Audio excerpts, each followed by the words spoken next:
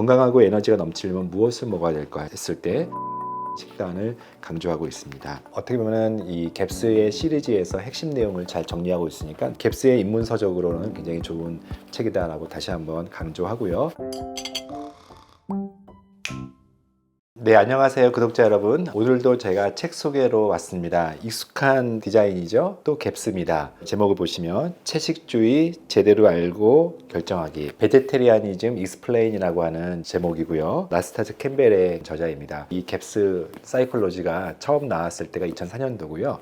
2020년도에 역시 나스타샤 캠벨이 지었던 갭스 피지올로지가 최근에 이제 번역되어서 나온 건데, 그 사이에 2017년도에 이 책이 사실은 세 번째 책이라고 할 수 있겠어요. 갭스 시리즈에서 공통적으로 이 책은 우리 남영현 선생님, 우리 재활학과 원장님이 다 번역하셨는데, 이 책을 저한테 소개해 주신 거는 지난주였어요. 그러니까 가장 최근에 번역된 책으로 이해하시면 되는데, 기존의 갭스가 너무 두꺼워서 선뜻 시작하지 못하신 분한테는 이 책이 갭스의 어떻게 보면 가장 핵심적인 내용들을 다루고 있다, 이렇게 이해하시면 되겠고, 특별히 제목이 채식주의예요. 그래서 채식이냐 아니냐를 떠나서 채식에 대해서 제대로 알자, 이런 개념으로 좀 보시면 되는데, 이 책은 헬렌이라고 하는 여자, 20대 여자의 실제 이야기를 서두로 시작하고 있습니다. 헬렌은 21살 여성으로서 굉장히 건강을 추구하는 분이었어요. 그리고 건강해지기로 결심하면서 초가공식품을 굉장히 멀리했고, 그리고 굉장히 많은 건강에 대한 공부를 했는데, 이분이 선택했던 것은 비건에 가까운 채식주의였던 것 같아요. 그리고 나서 한 1년 정도 헬렌은 날이 갈수록 더 마르고 있었고, 그녀는 키가 185cm 여성이었는데 체중은 51kg에 불과했고, 쇠약하고 창백해 보이며 눈은 흐릿하고 목소리는 약하게 들렸다. 그리고 생리가 7달째 멈춘 상태다. 건강을 추구했던 헬렌의 선택, 그리고 초가공식품을 배제했던 첫 출발은 좋았는데, 문제의 핵심이 그게 아니었음에도 불구하고 이분이 선택했던 흔히 말하는 채식주의 식단이 무엇일까에 대해서 처음 시작하는 책이에요. 그리고 중간에 굉장히 재밌는 그림이 하나 나오는데, 반추동물이라고 하는 소의 위장을 보여주는 그림. 우리가 흔히 초식동물로 알려져 있는 독특한 위장, 반추이라고 하는 것을 가지고 있는 일부 동물을 제외하고는 대부분의 동물들이 육식을 한다라는 것을 일단 첫 스타트를 했고, 사실은 사람도 그 동물과 다를 바 없이 육식이 더 편한 그런 구조로 되어 있다는 것을 기능적으로 이야기를 하고 있습니다. 중간에 이렇게 책을 넘겨가다 보면은 왜 이 식단, 채식주의 중심의 식단을 경계해야 되는 것인가를 자세하게 나오고, 그 중에 한 파트로서 현대 산업적 농업 생산이라고 하는 구조에 대해서도 다루고 있습니다. 그렇게 가공되고 많은 것이 정제되어서 식탁에 오르기까지 여러 번 가공을 거치는 과정 속에서 많은 부분들이 식물의 본질들을 왜곡시키고, 또 그것이 우리한테 들어올 때 많은 여러 가지 부작용들을 일으킬 수 있는 그런 부분들, 어떤 생산 과정에서의 그런 불완전한 요소들을 여기서 굉장히 많이 이야기하고 있고, 건강한 토양이 아닌 데서 자란 그런 채소에 대한 부분들, 그리고 채소를 먹는 그런 동물들의 건강하지 못함에 대해서도 이런 환경적인 측면도 다루고 있어요. 그래서 이 책은 좋은 음식이 없이는 건강할 수 없다, 우리가 다 동의하는 전제죠. 그리고 건강한 토양이 없다면 건강한 식품, 특히 건강한 채소는 없다. 행복하고 건강한 가축과 가금류가 없다면 건강한 토양은 있을 수 없다는 생태계적인 어떤 선순환에 대해서, 또는 반대로 악순환에 대해서 다루기도 해요. 그리고 상당 부분 이 책에서는 현대 우리 음식의 대부분을 차지하고 있는, 특히 어린아이들의 음식을 대부분 차지하고 있는 가공식품에 대해서 많이 얘기해요. 예를 들면 아침 시리얼이라든지 감자튀김, 감자칩, 그리고 서구 음식의 주된 음식을 하는 대부분의 밀들에 대해서 다루고 있고요. 또 설탕에 대한 부분들, 우리가 누구나 유해한 것들이라고 하는 부분들을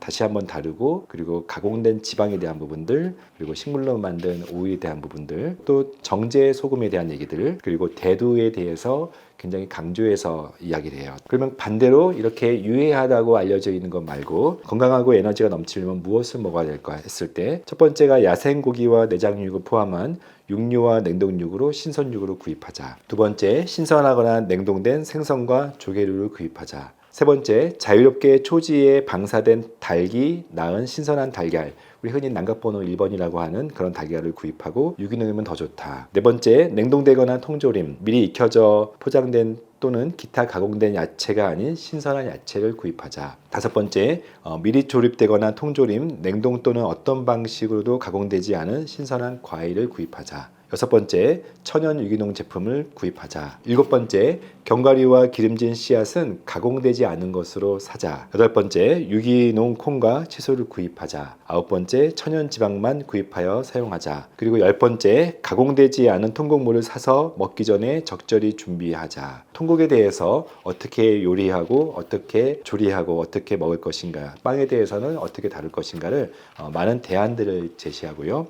11번째, 단맛이란 것이 어떤 의미인가, 단맛을 설탕만 피해서 될 것인가에 대해서도 짧게 얘기하고 있습니다. 12번째, 어떻게 보면 강조해야 하는 내용 중에 전통적인 방법에 따라 직접 만든 발효식품을 섭취하자. 예를 들면 콩류를 그대로 먹지 말고 발효해서 먹으면 콩의 독소를 뺄 수 있다. 13번째, 갓 짜낸 과일과 야채즙을 마시자. 어떤 면에서는 우리가 흔히 말하는 스무디에 대한 부분들이 있어요. 14번째, 음료를 꼭 마셔야 될 것인가에 대한 부분들. 만약에 음료를 마신다면은 어떤 음료를 마실 것인가에 대해서도 커피를 포함해서 얘기하고 있습니다.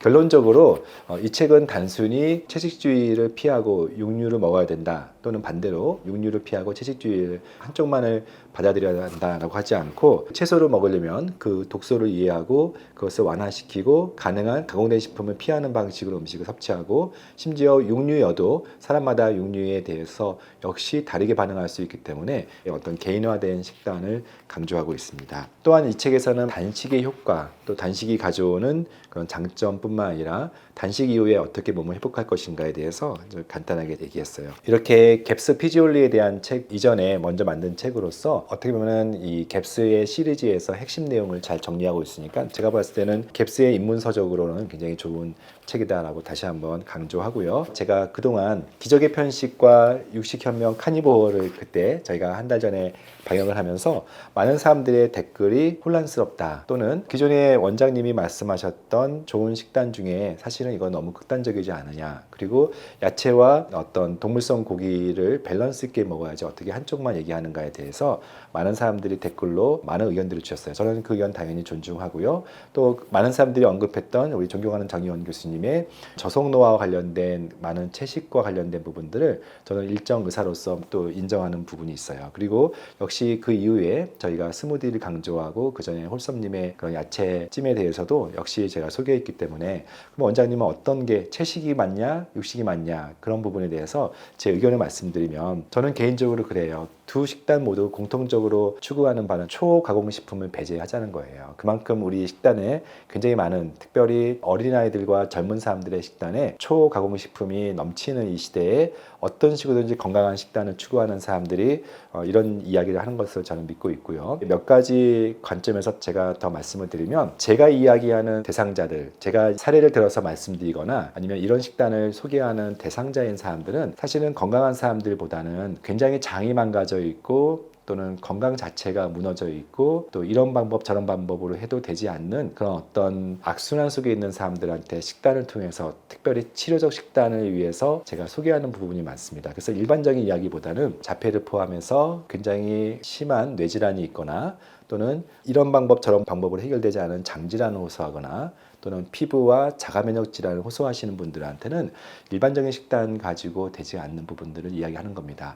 그러면 어떤 부분을 좀 더 선호하는지를 물어본다고 하면, 몇 가지 관점에서는 좀 보편적인 채식보다는 동물성 고기를 좀 더 많이 먹을 것을 선호합니다. 몇 가지 이유가 있는데요. 첫 번째는 주류의학이라고 하는 많은 의학에서 음식물 피라미드를 만들 때 맨 밑단에 곡류를 집어넣었어요. 그리고 심지어는 어떤 피라미드 그림에는 시리얼을 굉장히 강조하고 있는 부분들이 있어요. 그리고 가장 안 좋은 음식으로 동물성 음식, 특별히 내장을 포함한 기름진 포와 지방을, 이러한 어떤 피라미드 구조는 굉장히 많은 의료진들, 의사들이나 학자들에게 각인되어 있다 보니까 이것을 자기도 모르는 사이에 그 피라미드에 의해서 음식을 권유하는 그런 경향성에 대해서 그게 아닐 수도 있다는 것에 대해서 좀 더 많은 이야기하는 것에 동의하는 부분이 있어요. 그런 어떤 주류 의학이 너무 오랫동안 진실이라고 믿고 있는 부분이 틀릴 수 있다는 것에 대해서 기능의학을 하는 의사로서 저는 좀 더 귀 기울여 듣는 편이고요. 두 번째는 실제 세포와 또 그 세포의 속에 들어있는 미토콘드리아와 또 세포 간의 연결을 좌우하는 신경 전달 물질이나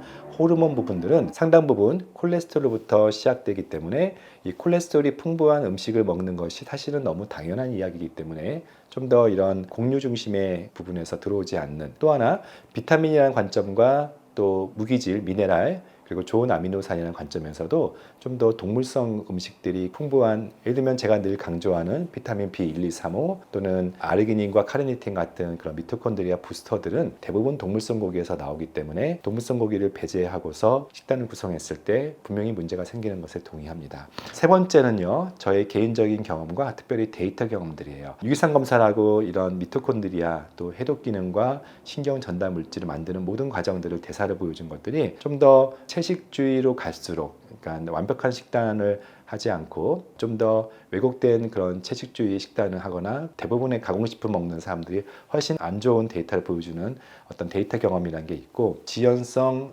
알러지 또는 푸드 항체라는 검사를 제가 쭉 하면은 많은 사람들이 차이가 있지만 공통적으로 안 좋았던 대표적인 음식들을 꼽는다면 첫 번째가 밀가루, 그리고 두 번째가 통밀에서 나오는 또는 글루텐 같은 이런 곡류들, 세 번째는 너트 종류와 콩 종류들이 상대적으로 푸드 항체들이 굉장히 많게 나오기 때문에 저는 경험적으로 또 데이터 기반으로 말했을 때 좀 더 기존에 알고 있던 통념과 달리 풍부한 육고기와 생선류를 좀 더 권유하는 편이에요. 네 번째 이유로는 장이 안 좋은 환자들 중에 특별히 C4, 스몰 인테스틴 박테리아 오버그로스, 즉 소장 내 과증식에, 그리고 주 증상은 가스참이라고 하는 증상을 호소하시는 분들은 상대적으로 야채에서 특별히 고포드맵이라고 하는 대표적으로 양파, 마늘 또는 브로콜리 추출물이나 이런 양배추 같은 좋다고 알려져 있는 야채 식단에서 증상을 악화시키는 고포드맵이 많이 나오기 때문에 경험적으로 제 환자들에게는 좀 더 고기를 많이 먹으세요 라고 얘기를 합니다. 그럼에도 불구하고 지난번 영상에서 소개했던 스무디 효과를 보시는 환자들이 굉장히 많아요. 특별히 스무디는 좋은 야채로 만들어지기 때문에 저는 여전히 채소의 또는 스무디 효과를 믿습니다.